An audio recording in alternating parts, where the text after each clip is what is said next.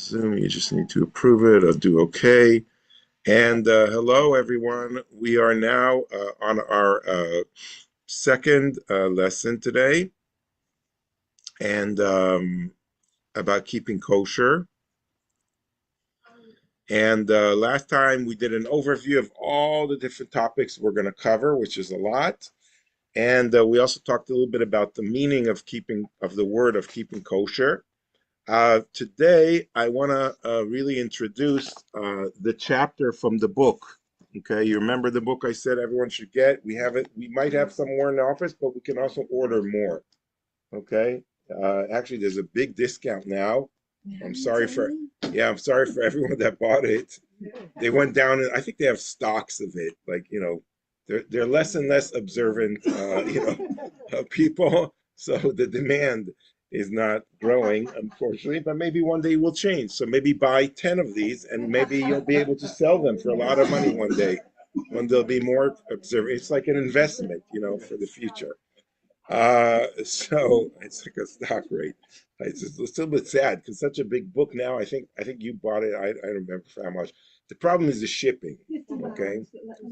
Yeah, it will probably be like 40 because even if the price book dropped by half, the shipping is a problem. Okay, that's yeah, I know. Right. It could do a lot of stuff, and it's a very good cause. And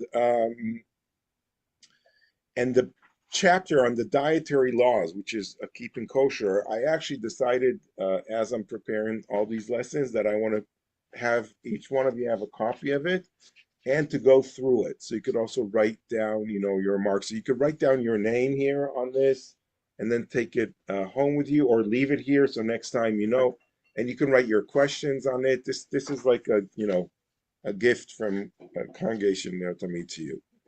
Okay, for being such good students. So I actually wanted to read the part about why keeping kosher because I just thought Rabbi Drazen did a brilliant job here. He's a great scholar. Um, and look at the bottom of the page here where it says why keep kosher. And the people who are on Zoom, just listen, listen up. Um, just want to see, maybe you sent me or sent an email to Anya. I sent you her email there, so you could. Oh, okay. Here. Oh, hold on. You know what? Let me just get here. Uh, Ellen out of the way. Make sure she gets her copy. Uh, okay, Ellen, I sent you your copy. You should be getting it. Okay. Okay. Why keep kosher? Given the importance of kashrut in Jewish life, it is unfortunate that so much about it is so widely misunderstood.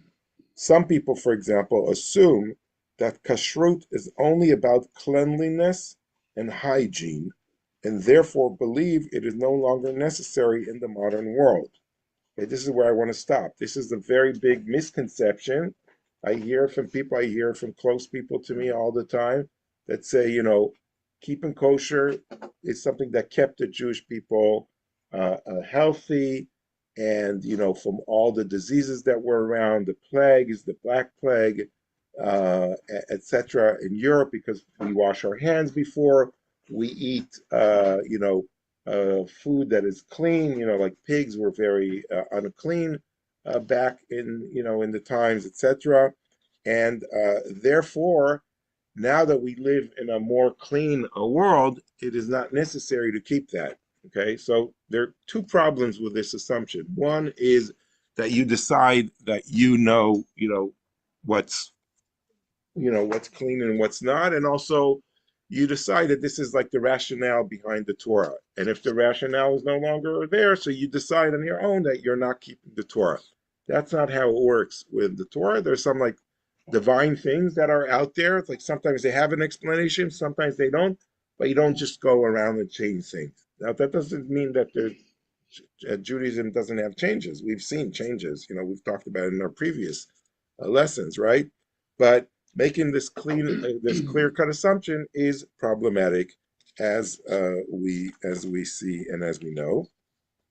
I continue.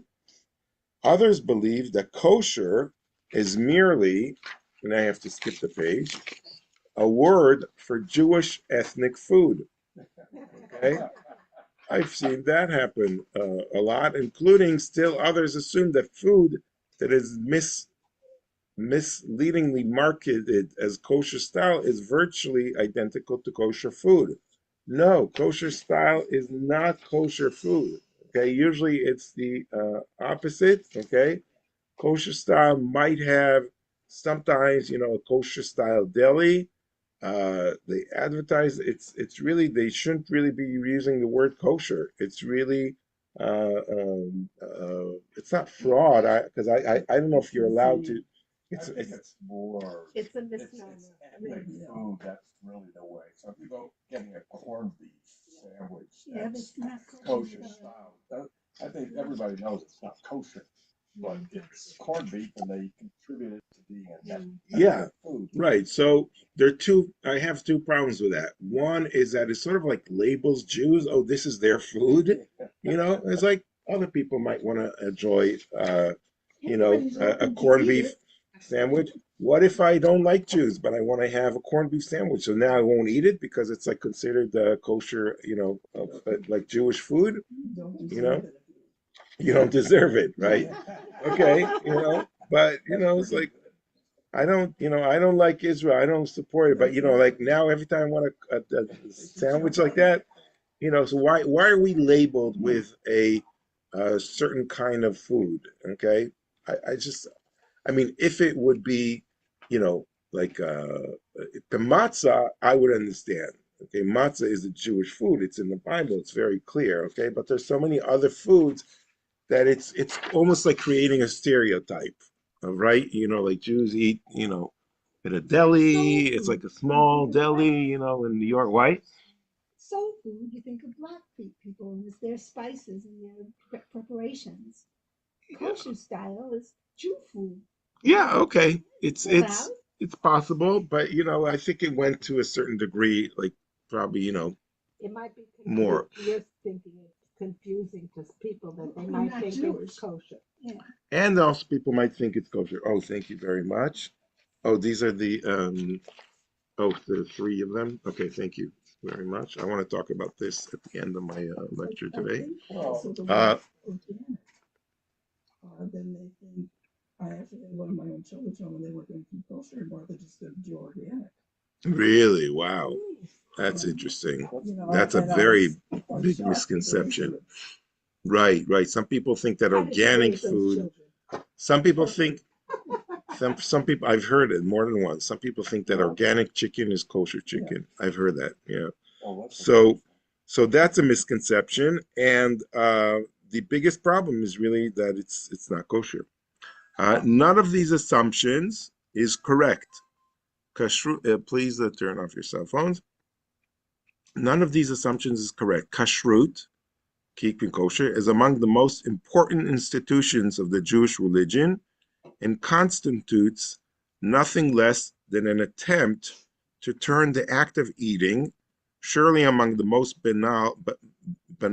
banal and ordinary of life's daily tasks, into a holy opportunity to acknowledge God as the source and sustainer of all life.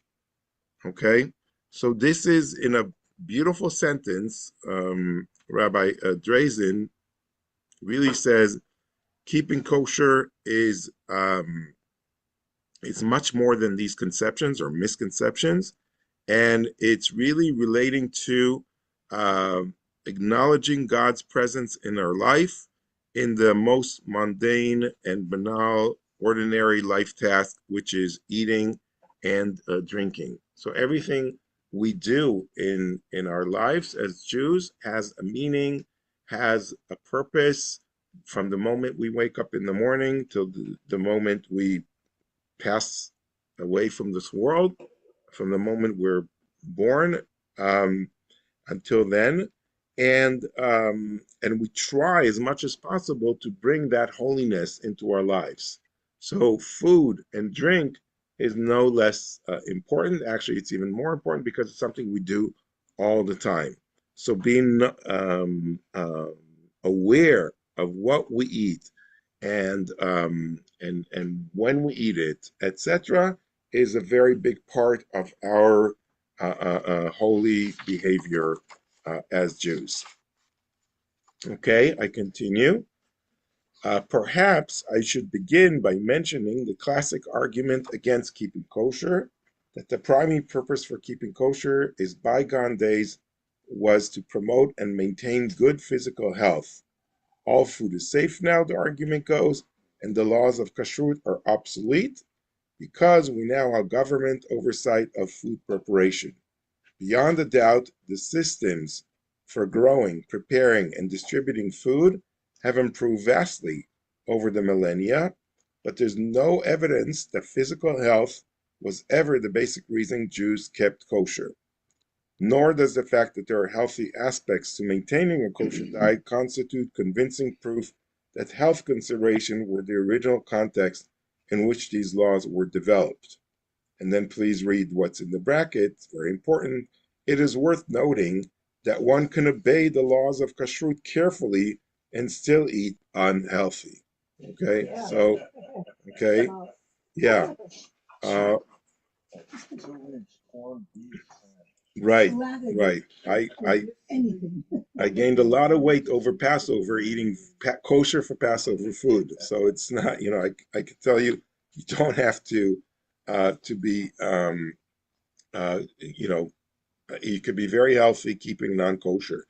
So that's a very important part that people sometimes miss, a very big misconception. Indeed, in the opinion of most authority, if there's a relationship between kashrut and the health of the individual, it is his or her spiritual health that is in question. Specifically, the question of how best to bring a spiritual dimension to even the most bestial of human needs, the need to nourish oneself and to state one's hunger. Okay, so keeping kosher is really something more of this on the spiritual dimension of what we bring into ourselves. While all living creatures must consume nourishment, we human beings are different because we have the ability to add new dimensions to even the most mundane aspects of life by making them holy. That opportunity, that chance to add a level of sanctity to the everyday act of eating is the essential element of keeping kosher. Okay, so this is really the point that he stresses, to add that level of sanctity to the act of eating. Keeping kosher forces us to stop and think about what we eat. Okay, we eat kosher food, not kosher food. When we eat, okay, do we eat it? Do we eat milk after meat? We say a blessing before and after. Even about the plates on which we eat and the pots and pans in which we cook. In turn, this effort to ensure that we are following the rules appropriately forces us to focus on God's structure for living and eating, and in doing so, and in so doing, to allow a spark of holiness to illumine our everyday lives. Okay, so when we wake up in the morning and we say a blessing before we drink the coffee, or we make sure that how do we prepare the food? How do we eat it? Washing our hands before all these ceremonies, all these awareness, okay, brings us to a holier dimension. Now we're not always aware of it, okay, because we just do it. If we keep a kosher kitchen, it's like it's no big deal already. Like we do these things, we don't necessarily think about it all the time. But actually, this is the advantage I find, at least from my experience, from the 10 months I'm here. This is the advantage of living in diaspora. You get to think about it much more. Every time I go to the supermarket, I can't just take things off the shelf. Okay, I have to look at the labels. I have to see what's kosher, what's not. If it doesn't say it's kosher, but I still want to get it, I have to really read the ingredients very carefully. I need to know. I need to be aware. I sometimes stop in the supermarkets and in Ralph's, and I take out my, my phone and I Google things. Like is this kosher? Is this, and so it's a very educational exercise that I never thought about it while living in Israel. Well, I think that for Jews living in the diaspora, particularly in the modern age, presents challenges that our grandparents, whatever, never had. If you live in a shtetl, everybody is doing the same thing. If you live on a corner in Brooklyn, the shul is right there a block away. The kosher market is that where there's no thinking about it. Right. No thinking about it.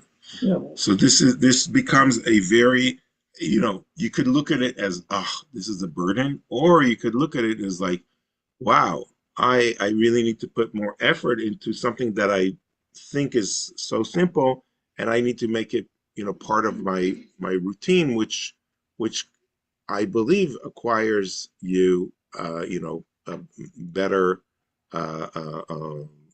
religious practices and better, connection with God in that sense. Well, I think maybe somebody can help me here. I think there's a certain amount in food that is not reported on the label. If it's a small enough trace, it's not reported because I've had a whole experience with Lowry salt. Mm. Lowry salt, it has celery in it, but it's such a small amount. I don't.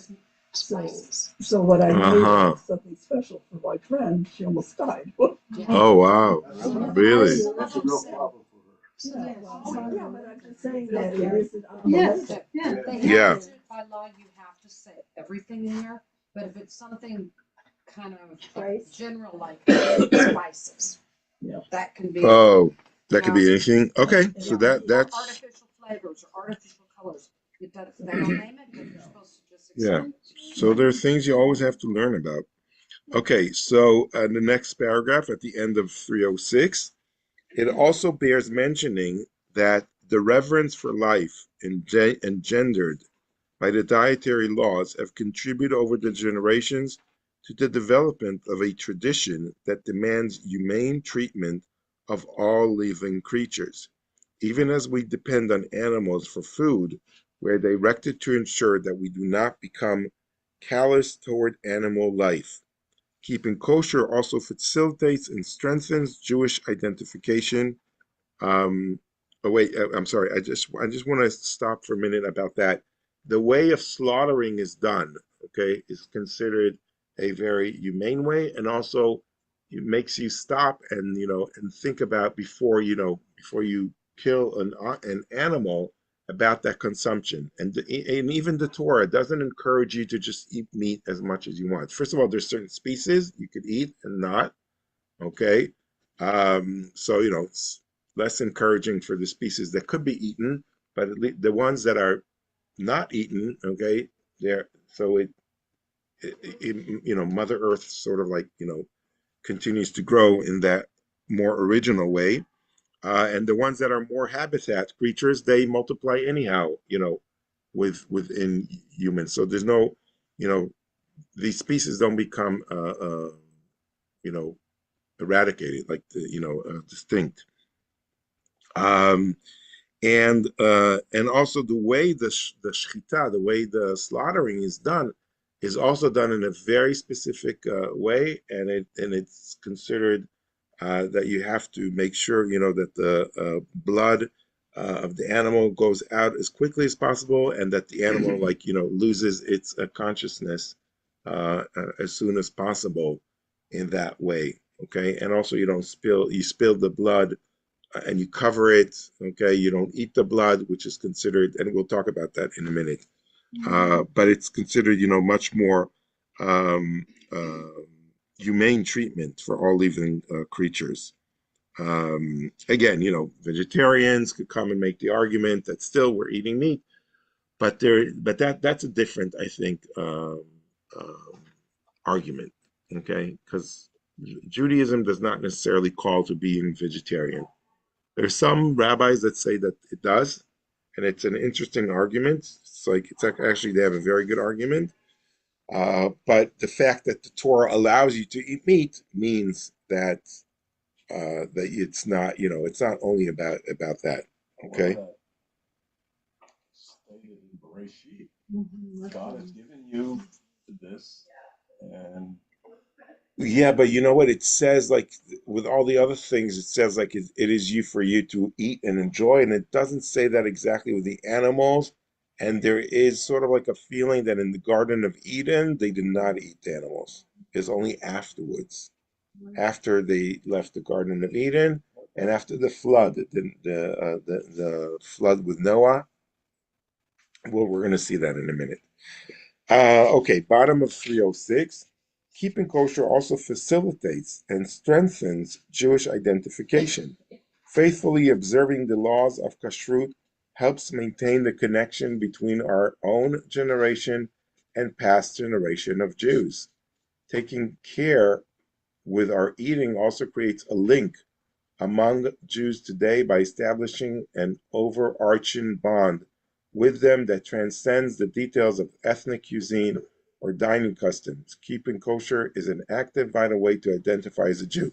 Okay, so building a community, our community that keeps, kosher here at CNT, and everyone, that brings, even people that don't keep kosher in the house, when they come and they bring here, they have to think about, we want to build a community around that. Okay, so that's like a very big part of building a community. It's easier to invite people to your home. If you go to a supermarket, you see someone else at the kosher section. It's sort of like you just smile to each other, and you know already what's going on. Like for Passover, I went to a Trader Joe, and this lady came and started talking to me about the kosher meat, because I was like looking at all this stuff. So we were talking, and then I don't know her. She's not from our congregation, but I just said, happy Passover at the end. And it was like, just, like a 1 minute bonding, with another fellow Jew. I'm sure it happens to all of you all the time in that regard. So building communities is an important part of that. Okay, continue on page 307.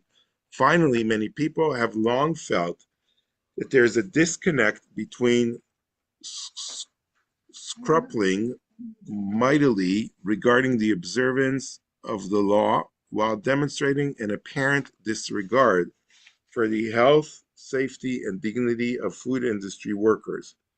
Responding to the dissonance, the Rabbinical Assembly in the United Synagogue of Conservative Judaism began in 2006 to work together to create Magen Tzedek, a system intended to certify adherence to ethical standards with respect to the treatment of workers in the food industry in a variety of diverse areas, such as the payment of decent wages and the provision of appropriate safety training, as well as proper treatment of the animals to be slaughtered.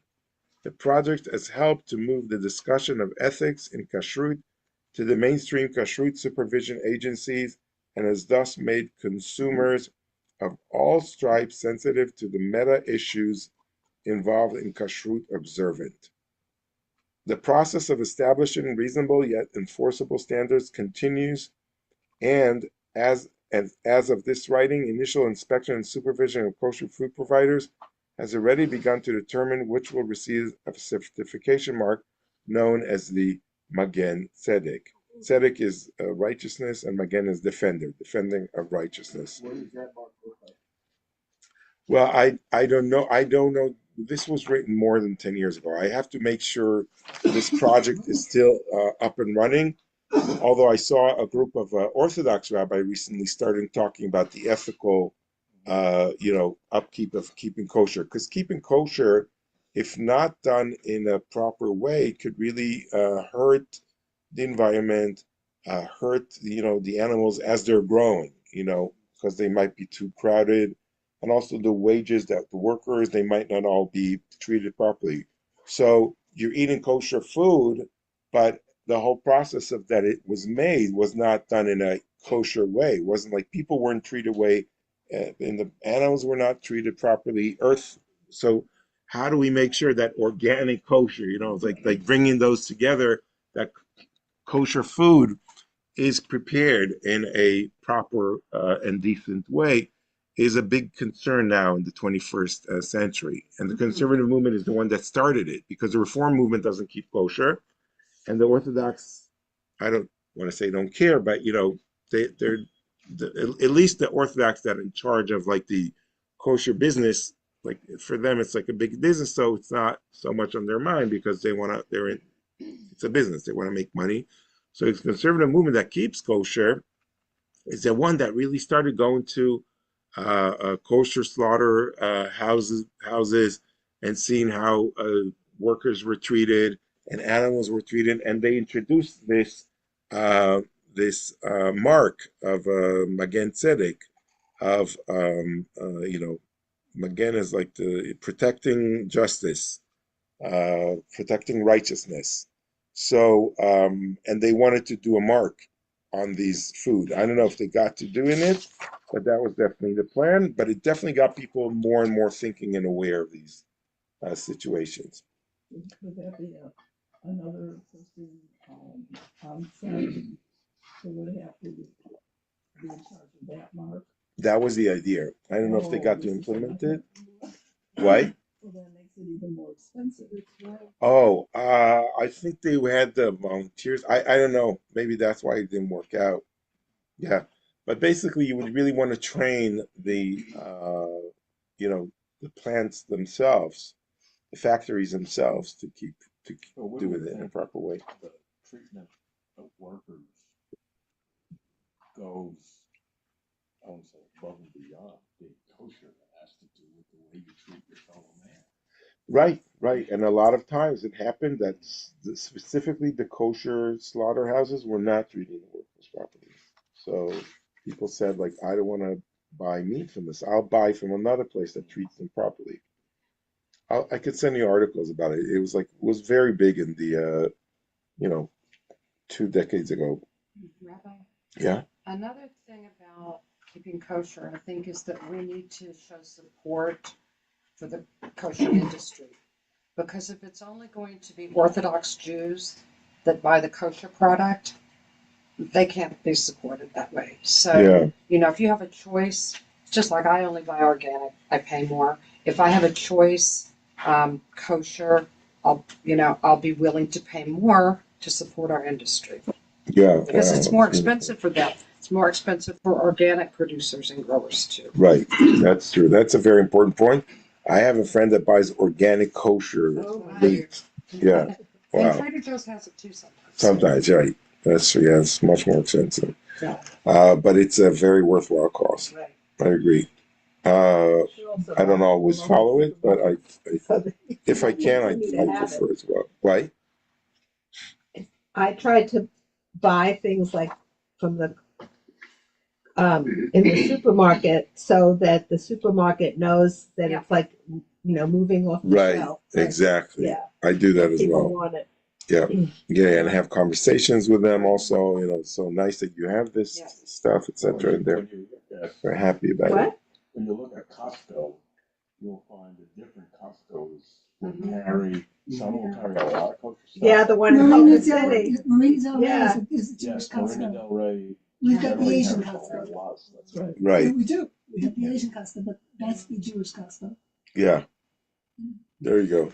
Okay. So, and then I'm not going to read the last paragraph. It just talks about, other places where you could go and get it. So, so this is the very good introduction of, why keep kosher. But I want to try to read some of the guide for the perplexed, the Rambam, okay? The Rambam, the great Maimonides, a scholar from the 12th century, okay, had a lot to say about why keeping kosher. And I want to try to read some parts of it because it's really a foundational book. The Guide for the Perplexed, Part 3, 48.1. The precepts of the 13th class are those which we have enumerated in the laws concerning forbidden food, Hilchot Machalot Asurot, okay, forbidden food, laws concerning killing animals for food, which is Shchita, slaughter, and laws concerning vows and Nazaritism, okay, which we have fully and very explicitly discussed the object of this class in this treatise and in our commentary on the sayings of the fathers. We will here add a few remarks in reviewing the single commandments which are mentioned there. I maintain that the food which is forbidden by law is unwholesome. There's nothing among the forbidding kinds of food whose injurious character is doubted, except pork and fat. But also in these cases, the doubt is not justified, for pork contains more moisture than necessary for human food and too much of the superfluous matter.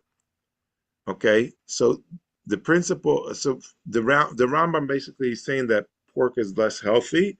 Today, I think research doesn't necessarily say that, but that was like the assumption back then. The principal reason why the law forbids swine's flesh is to be found in the circumstance that its habits and its food are very dirty and loathsome.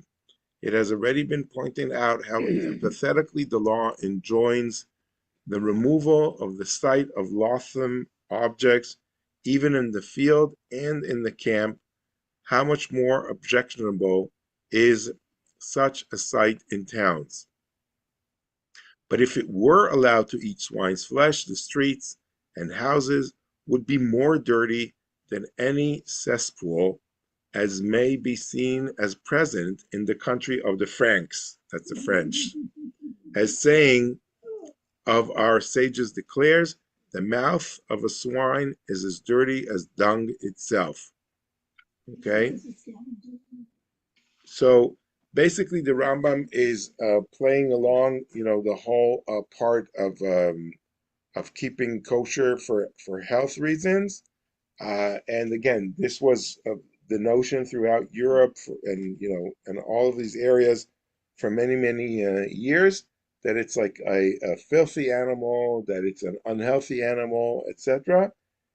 And today that we know that it's somewhat different, okay, and I've heard different research, and I'm not an expert on this, that pork could be very fatty, it could be not, it's like depends what parts, etc. There could be other parts of kosher food that could be very fatty and not necessarily healthy.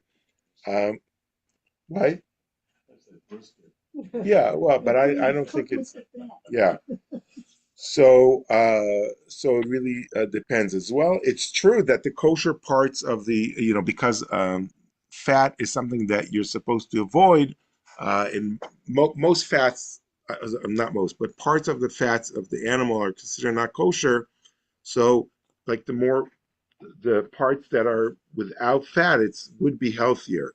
But again, that is not the main reason why God commands of keeping kosher and not eating certain animals or not eating certain fats. It is reasons that are right now beyond us, and we sort of like need to accept that as well. There's another reason. Uh-huh. If you look deeply, you find that there's always a scientific reason to support it, which is not why we do it, but why God was thinking ahead. And so pigs, swine, are the most sensitive creatures to being raised and slaughtered and, Really? Yeah. Oh, they suffer interesting. The most of all They the what? creatures. They suffer the most of all the meats that we eat. I think science has learned a lot over the time periods about swine. Oh yeah, they suffer their containment and this, and they're very sensitive. They actually sense when they're being prepared for slaughter, and they suffer way more than any other animal. Well, and they're one of the smartest animals. Is they're sensitive more than even smart. They're They're very responsive. they're very sensitive The and they medical feel the side. pain of others and it's harder for them to be like caged in. You know, they start doing weird things and they just don't develop well. And then we're eating them when they're under a stress period. So pigs, a lot of even people that are selective about meat, they'll say, I don't eat pork because I know this about the pigs. Well, they're also using, You also say that medicine veal, is using because the pigs are. Oh, yeah. swine organs. Totally, for- totally. There's something different. That's a whole different thing. Yeah, More and than and any other, they're more like our own Yeah. organs. yeah, and I will go as far as like saying that you're not allowed to eat pork, but you are allowed to use it for other things, like for medical reasons or things like that. They used to Its make, skin. Insulin was pork insulin.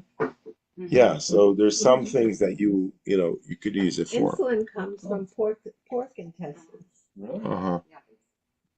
I didn't know that. Very kosher. Interesting. You can have pork insulin or, well, it's probably all different now, but you can have pork insulin or beef insulin. And some very Orthodox people would Mhm. not want the pork insulin, but I think you could really have it because it's a medicine. You're not eating it. Right. Some Yeah. rabbis say, Anyway. you're swallowing it also. When you swallow something, it's not the same as eating it with your mouth. Okay. I want to go now into the topic of keeping kosher in the Bible. Okay. And again, the word kosher in the Bible does not appear for, as I said last week, for keeping food or separating meat and milk. It's just like there's certain animals that are forbidden and are allowed. There's certain foods that is forbidden and allowed. And for example, the blood, okay, in the Torah portion of Noah, the story of the flood, the whole world is flooded. All of humanity is destroyed, and also all the animals, etc. But God tells Noah, take two of each kind, okay, and save them. So there is like something of humanity, and the whole world is saved in Noah's Ark. And then when they go out, they sort of like have a fresh start. And God gives them all these different rules. One of them, there's the 7 commandments of the Noachites. Okay. So one of these commandments is like, do not murder. Okay. One of the commandments is not eating live flesh and blood. And it says in Genesis 9, God blessed Noah and his sons and said to them, be fertile and increase and fill the earth. Okay, so that's another one of the 7 mitzvahs that they have. The fear and the dread of you shall be upon all the beasts of the earth and upon all the birds of the sky, everything with which the earth is astir, and upon all the fish of the sea they are giving into your land. So it's you, human beings, you get control of all of this. Every creature that lives shall be yours to eat. As with the green grasses, I give you all these. Okay, so this controlling eating the creatures to eat is something that they're giving only at this point. So some people said that before that, people were vegetarian. Interesting. You must not, however, eat flesh with its life blood in it. Okay, so you have to first of all, you can't like eat like I can't come to a sheep and just eat its hand off, okay, or pull it off. I have to kill it in a proper way, and you cannot eat the blood. You have to spill the blood on the ground, sort of like return it back to the ground, and then cover it well. Okay. I want you to look at. So no, we're going to get to that. I think actually later on. Let's see. Do I have it here? Yeah. When we get to preparing kosher meat, we'll talk about it. So don't go there yet. This is just the introduction of what's in the Bible. Okay, then the next part we find eating, okay, is in Genesis 18, when Abraham is feeding the angels. Okay, so if you remember, this is before Abraham doesn't have his own. Abraham and Sarah don't have their own son. This is before Isaac is born, and God sends three angels to tell Sarah and Isaac that they will have a son, and then they also go to Sodom and Gomorrah and and take care of all the evil that's going on there. And it says here, God appeared to him by the terebinths of Mamre. He was sitting at the entrance of the tent as the day grew hot. Looking up, that's Abraham, he saw three figures standing near him. Perceiving this, he ran from the entrance of the tent to greet them, and, bowing to the ground, he said, "My lords, if it please you, do not go on past your servant. Let a little water be brought, bathe your feet, and recline under the tree. And let me fetch a morsel of bread, that you may refresh yourselves. Then go on, seeing that you have come your servant's way." They replied, "Do as you have said." So we have Abraham here, an amazing guy, a great host. Anyone he sees, he's like, "Oh, come, please come, welcome to my tent," like washes their feet, bows to them, gives them a lot of respect. People are there in the heat, of the Negev. It's very warm, and he's like thinking, how could I make, so this is like the perfect host, as they say, and it teaches us how to be hosts ourselves. I thought this was, I always read that it was the importance of hospitality to the stranger. I never thought about it as whether it's, kosher or not. It was, he's going out there to greet, help, and help. Right. Yeah, that's what it's about. But he's also bringing them to his tent. So, you would hope maybe he would keep kosher. Okay, the next verse says, Abraham hastened into the tent to Sarah and said, "Quick, 3 seah of choice flour, like the best flour, knead and make cakes." Then Abraham ran to the herd, took a calf, tender and choice, and gave it to his servant boy, who hastened to prepare it. He took curds and milk and the calf that had been prepared and set them before them. He waited on them under the tree as they ate. Okay, so he took all of that, the milk and the calf together, and served it before them, serving them meat and milk in the same meal. Okay, and this is Abraham, right? This is the founder of our religion. Why would you do that? No prohibition. They didn't get the Torah yet. Some of the rabbis says, "Oh yeah, it wasn't Mount Sinai yet." Okay, it's beforehand, but still, it's like, couldn't they censor it out? Couldn't they like take it? It's like when the final editor went over, like the whole thing, like couldn't Different tradition, I guess. different tradition, right? Okay, so some people said, well, he first gave them the milk and then the calf. Okay, you can have milk first and then meat later, Right. but you can't have the opposite. Okay, so that's another interesting. The text doesn't exactly say that, but you could interpret it in a certain way. But you couldn't, it would still be prohibited to have, say, milk from a cow with a goat or a lamb. Well, this is no. You're talking about cooking it, okay? And it doesn't seem like it was cooked here together. So yeah, so there are different interpretations of why this happened, but at least we could see that some concepts of keeping kosher are not yet in the Bible. They happened much later, because even when Torah was giving on Mount Sinai, the Bible still doesn't say you have to separate meat and milk. That's a much later tradition. I noticed he was getting sick. What? Somebody noticed he got sick when he blended them. Oh, no, I don't know. Yeah, so that's interesting. The other part in the book of Genesis is the Gid Anashed, the sciatic nerve. And this is the story about Jacob that took all his family across the stream. And to when they, he went back to the land of Canaan of Israel. He went back to the land of Israel, and he stayed back and had to fight the angel. If you remember that story, when God changed his name from Jacob to Israel. So it goes like this: after taking them across the stream, he sent across all his possessions.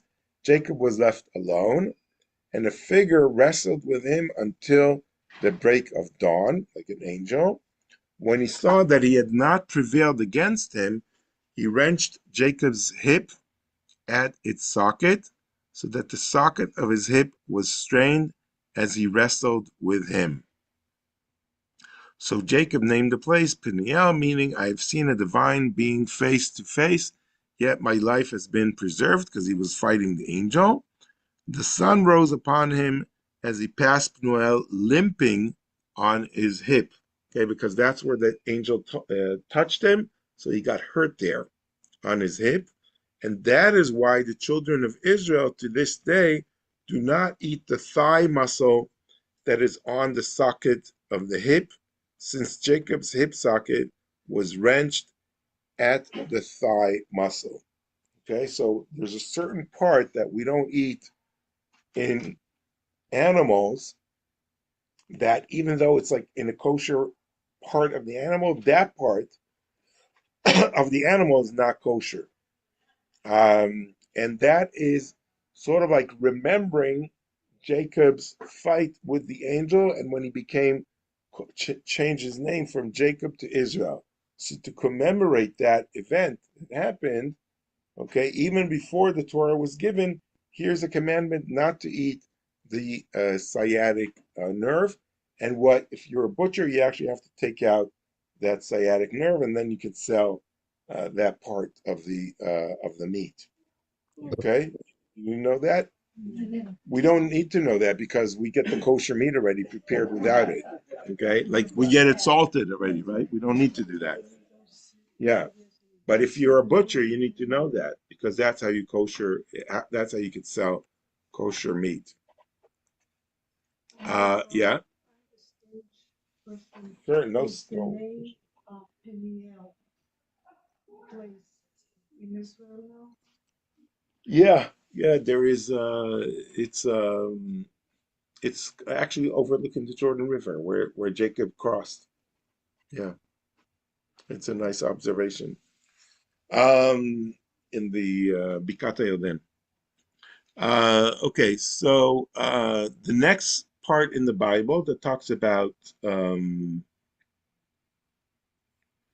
keeping kosher is what we talked about last week. Lo tevashel gedi b'chalev imo. Do not cook a kid in its mother's milk. Okay, so we have in Exodus 23, it says, the choice first fruits of your soil you shall bring to the... Oops, close this. Making noise. The choice first fruits of your soil, and you shall bring to the house of your God, Adonai. You shall not boil a kid in its mother's milk.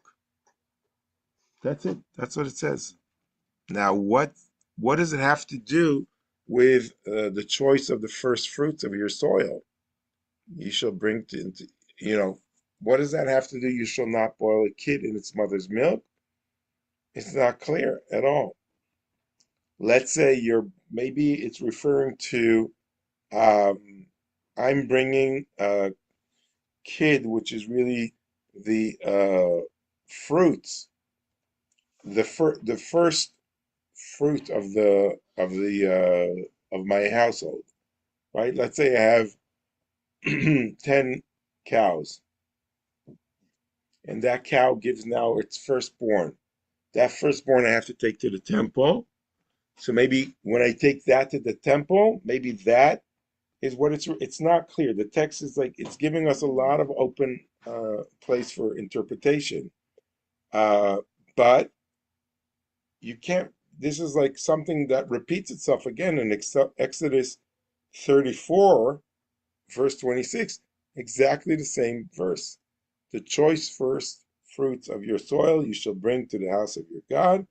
Adonai, you shall not boil a kid in its mother's milk. But doesn't that later translate to about not mixing meat and milk? Yeah, right. But right now it only says that. It doesn't say anything about not mixing meat and milk or any of that. Was having to do, perhaps, because we don't know for sure, but we did not want people following the pagan practice, of which apparently that's what they were doing, boiling milk with, I don't know what the whole preparation was, but slaughter the calf or whatever. Yeah. So it's a way of not getting people to follow pagan rituals, which we did not find ethical. Probably. Yeah, we're going to see that a few of those options as well. So Yeah. there's another modern thing we've discovered from these things, and one is the concept of nutrition. So milk contains calcium, which we need. Yeah. Meat contains iron. But if you eat them at the same time in a combination, they bind with each other and you get neither.